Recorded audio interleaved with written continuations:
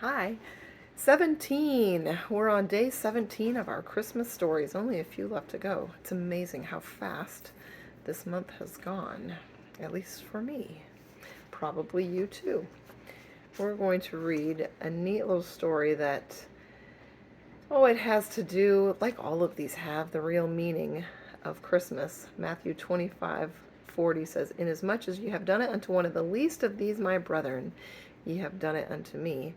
And Acts 20:35 says, "It is more blessed to give it than to receive." And that is so true. The story today is called Pass It On. One day, before the day of cell phones, a man saw an old lady stranded on the side of the road. But even in the dim light of day, he could see that she needed help. So he pulled up in front of her Mercedes and got out. His Pontiac was still sputtering when he approached her. Even with the smile on his face, she looked worried.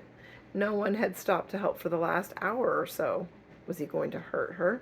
He didn't look safe. He looked poor and hungry. He could see that she was frightened, standing out there in the cold. He knew how she felt. It was that chill which only fear can put in you. He said, "I'm here to help you, ma'am. Why don't you wait in the car where it's warm? By the way, my name is Brian Anderson." Well, that wasn't very polite, Kitty. You shouldn't sit like that.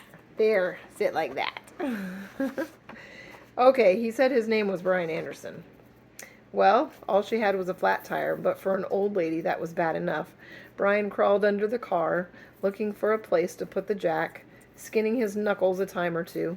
Soon he was able to change the tire, but he had to get dirty, and his hands hurt.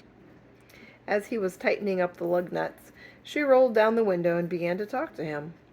She told him that she was from St. Louis and was only just passing through.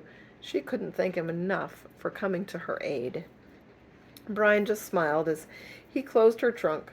That lady asked how much she owed him. Any amount would have been all right with her. She already imagined all the awful things that could have happened had he not stopped. Brian never thought twice about being paid.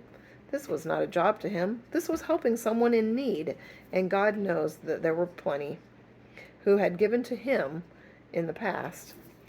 He had lived his whole life that way, and it never occurred to him to act any other way. He told her that if she really wanted to pay him back, the next time she saw someone who needed help, she could give that person the assistance that they needed. And Brian added, "And think of me." He waited until she started her car and drove off. It had been a cold and depressing day, but he felt good as he headed for home, disappearing into the twilight. A few miles down the road, the lady saw a small cafe. She went in to grab a bite to eat and take the chill off before she made the last leg of her trip home. It was a dingy-looking restaurant. Outside were two old gas pumps. The whole scene was unfamiliar to her. The waitress came over and brought a clean towel to wipe her wet hair. She had a sweet smile, one that even being on her feet for the whole day couldn't erase.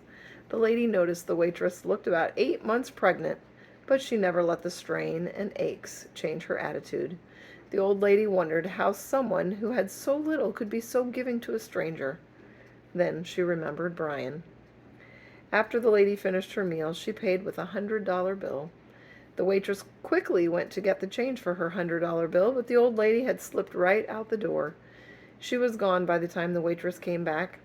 The waitress wondered where the lady could be. Then she noticed something written on the napkin. There were tears in her eyes when she read what the lady wrote. "You don't owe me anything. I have been there too. Somebody once helped me out the way that I'm helping you. If you really want to pay me back, here is what you do. Do not let this chain of love end with you." Under the napkin were 4 more $100 bills. Well, there were tables to clear, sugar bowls to fill, and people to serve, but the waitress made it through another day. That night, when she got home from work and climbed into bed, she was thinking about the money and what the lady had written. How could the lady have known how much she and her husband needed it? With the baby due next month, it was going to be hard.